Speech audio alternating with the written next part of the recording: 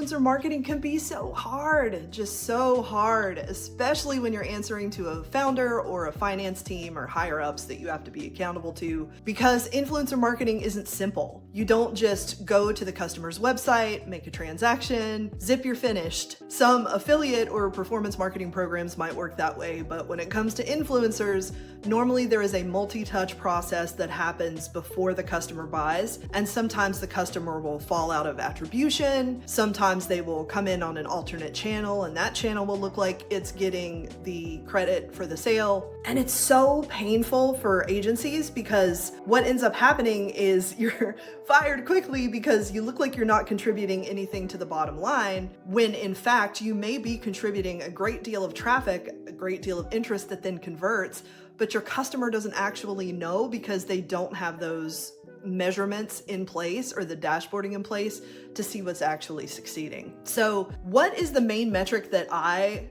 think is important when it comes to measuring influencer strategy, which influencers are doing the best, the methods, the marketing mix for influencers? For me, ultimately, it's incrementality. Incrementality asks the question whether or not the sale would actually have happened if the influencer hadn't been part of the process.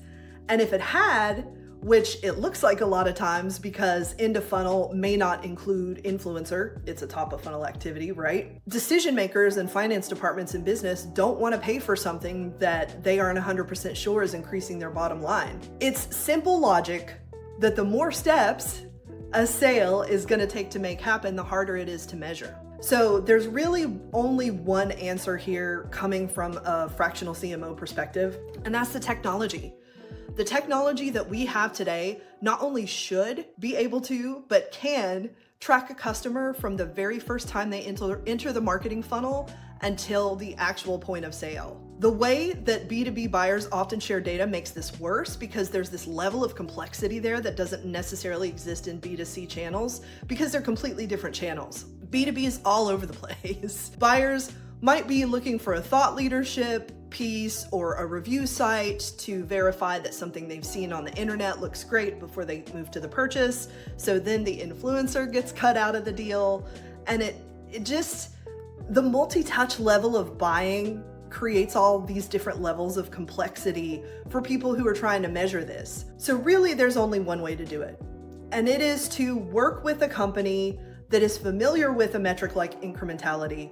Not only do they know what it means, and believe me, a lot of marketers don't know what it means or haven't ever heard that word before, and it's totally okay if you haven't. That company has to be able to measure incrementality, and that's not something that a lot of performance marketing agencies are able to do, or influencer marketing agencies.